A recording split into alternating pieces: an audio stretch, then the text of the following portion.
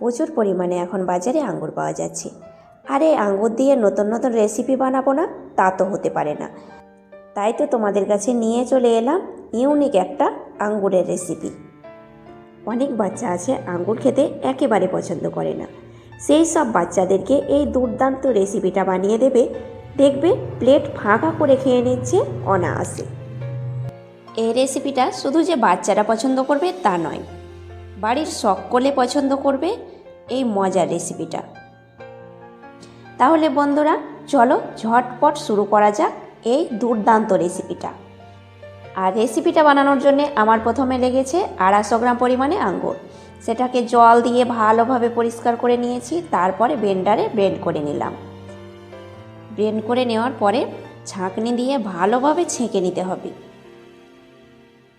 কিছুক্ষণ ভালোভাবে পেস্ট করে নেওয়ার সত্ত্বেও কিছুটা খোসা রয়ে যায়, তাই এই অবশিষ্ট অংশটাকে আমাদের ছেঁকে নিতে হবে। আঙ্গুরের জুসটাকে আমি এইভাবে একটু চাপ দিয়ে বার করে নিলাম। আধা বাটি মতো এখানে জুস হয়েছে, এটাকে সাইডে রেখে দিচ্ছি। এরপরে একটা বড় পাত্র নিয়েছি, তার মধ্যে দিয়ে দিলাম একটা ডিম। তোমরা 2টো ডিম দিয়েও বানাতে পারো। এবার ডিমটাকে আমি ভালোভাবে বিট করে নেব। বিট করার জন্য এখানে আমি ইলেকট্রনিক বিটার নিয়েছি। তোমাদের বাড়িতে এই রকম ইলেকট্রনিক বিটার না থাকলে কোনো সমস্যা নেই, তোমরা হ্যান্ড উইক্সের সাহায্যে বিট করে নেবে। কিন্তু হ্যান্ড উইক্সের সাহায্যে বিট করে নিলে একটু সময় বেশি লাগবে, আর ইলেকট্রনিক বিটারে বিট করে নিলে খুব তাড়াতাড়ি বিট হয়ে যায়। তাই বন্ধুরা এখানে আমি ইলেকট্রনিক বিটারেই বিট করে নিচ্ছি।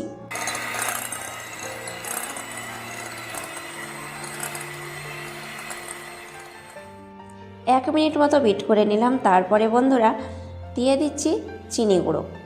এখানে আমি 100 গ্রাম পরিমাণে চিনি গুঁড়ো করে নিয়েছি। সেই চিনিটাকে অল্প অল্প করে দিয়ে বিট করে নেব আবারও একটু। আর বন্ধুরা চিনিটা একসঙ্গে ঢেলে দেবে না, বিট করার সময় অল্প অল্প করে দেবে আর এইভাবে বিট করতে থাকবে। এর আগের ভিডিওতে আমি তোমাদের কাছে আঙ্গুর দিয়ে প্যানকেক শেয়ার করেছিলাম, সেই ভিডিওটা তোমরা কেউ না দেখলে অবশ্যই একবার দেখে নেবে। অল্প অল্প করে চিনি দিয়ে বিট করে নিতে হবে। দেখো বিট করা আমার হয়ে গেছে, সম্পূর্ণ চিনিটা আমি দিয়েছি। এবার হ্যান্ড উইক্সের মধ্যে ভালোভাবে আবারও একটু ফেটে নিলাম। দেখতেই পাচ্ছ কালারটা একেবারে চেঞ্জ হয়ে গেছে ডিমের। এবার আমি দিয়ে দিচ্ছি ময়দা। এখানে আমি 1 কাপ পরিমাণে ময়দা নিয়েছি, আর ময়দাটাকে অবশ্যই চালনি দিয়ে চেলে নেবে। এইভাবে একটু চেলে নিলে অবশিষ্ট অংশটা রয়ে যায় আর গোটা ভাব থাকে না, আর এই মজার কেকটা অনেক ফুলকো হয়। 1 কাপ ময়দা আমি চেলে নিলাম। এবার দিয়ে দিচ্ছি 1 চামচ পরিমাণে বেকিং পাউডার, আর দিচ্ছি 1 চামচের 4 ভাগের 1 ভাগ বেকিং সোডা। আর মিষ্টি জিনিসে কেউ লবণ পছন্দ করলে অবশ্যই 1 চিমটে পরিমাণ লবণ অ্যাড করে দেবে। এবার হ্যান্ড উইক্সের সাহায্যে ভালোভাবে আমি আলতোভাবে মেখে নিচ্ছি। এইভাবে একটু মাখিয়ে নেওয়ার পরে এবার আমি অ্যাড করে দিচ্ছি আগে থেকে যে তৈরি করে রেখেছিলাম আঙুরের জুসটা, সেই জুসটা দিয়ে দিচ্ছি। আমি আধা বাটি মতো জুস অ্যাড করে দিলাম। সম্পূর্ণ জুসটাকে দিয়ে ভালোভাবে বিট করে নেব। পরপর উপকরণগুলো এইভাবেই দিতে হবে আর ভালোভাবে মাখিয়ে নিতে হবে। এবার আমি অ্যাড করে দিচ্ছি 1 কাপ পরিমাণে সাদা তেল। এখানে চায়ের চামচে মেপে নিলে 5 থেকে 6 চামচ পরিমাণে সাদা তেল দিলাম। সাদা তেলটাকে ভালোভাবে ব্যাটারের সঙ্গে মিশিয়ে নেব। সমস্ত উপকরণগুলোকে ভালোভাবে ফেটিয়ে নিয়েছি। আর যত বেশি ফেটানো যাবে কেকটা ততটাই সফট হবে, নরম তুলতুলে হবে। এবার আমি দিয়ে দিচ্ছি কালার। যেহেতু আঙ্গুর দিয়ে কেক বানাচ্ছি তাই গ্রিন ফুড কালার 2 ফোঁটা মতো দিয়ে দিলাম। এটা অপশনাল, তোমরা না চাইলে বাদ দিতে পারো। একটু ভালো লাগার জন্য, সুন্দর লাগার জন্য 2 ফোঁটা মতো কালার দিয়ে দিলাম। এটা তোমরা না চাইলে অবশ্যই বাদ দিয়ে বানাবে, এতে কেকের স্বাদের কোনো পরিবর্তন হবে না। এবার তোমাদের ব্যাটারের ঘনত্বটা দেখাই। এরকম ঘনত্বে তোমরা ব্যাটারটাকে বানিয়ে নেবে। এরপরে আমি একটা কেকের মোল্ড নিয়েছি।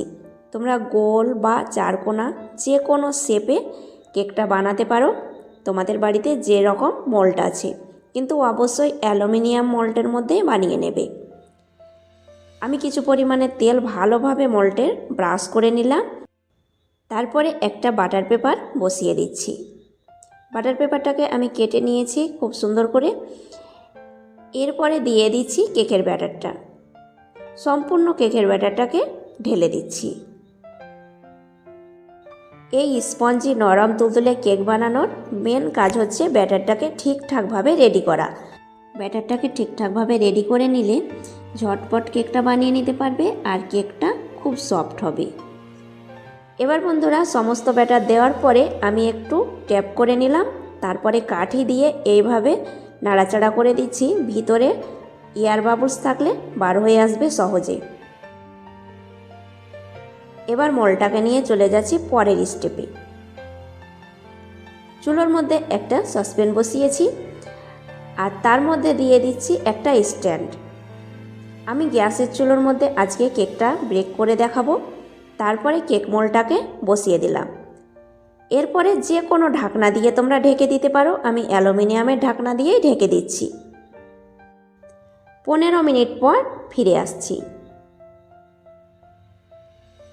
বন্ধুরা 15 মিনিট হয়ে গেছে। এবার ঢাকনা খুলে দেখে নিচ্ছি। 15 মিনিটে কিন্তু ব্রেক হবে না। আমি মোট 30 মিনিট ব্রেক করে নেব। আর 15 মিনিটের পর আমি দিয়ে দিচ্ছি কিছু ফুডস। কেকটাকে সাজানোর জন্য আমার বাড়িতে যেসব ড্রাই ফ্রুটসগুলো ছিল সেগুলোই নিয়েছি। তোমাদের হাতের কাছে যেসব ফ্রুটসগুলো থাকবে তাই দিয়েই সাজিয়ে দিতে পারো। আবার তোমরা না সাজিয়েও কেকটাকে বানিয়ে নিতে পারো। আর বন্ধুরা সাজানোর কারণ হচ্ছে কেকটা দেখতে একটু ভালো লাগবে। আমি কিছু পরিমাণে আঙ্গুরকে একটু লম্বা স্লাইস করে কেটে সাজিয়ে দিলাম। এবার কিছু চেরি ফল কেটে সাজিয়ে দিচ্ছি। আর বন্ধুরা এই রেসিপিটা আশা করছি তোমাদের সবার ভালো লাগবে। ভালো লেগে থাকলে লাইক কমেন্ট শেয়ার করবে, চ্যানেলটাকে সাবস্ক্রাইব করে সাথেই থাকবে। কমেন্টে জানাতে কিন্তু ভুলবে না এই রেসিপিটা কেমন হয়েছে। আবারও আমি ঢাকা দিয়ে দিলাম 15 মিনিট মতো। 15 মিনিট পর ঢাকনা খুলে নিচ্ছি। দেখো বন্ধুরা কতটা সুন্দরভাবে চারিপাশটা একদম কুক হয়েছে। এবার আমি মাঝখানটা চেক করে নিচ্ছি। দেখতেই পাচ্ছ বন্ধুরা কাঠিটা একদম ক্লিন এসেছে।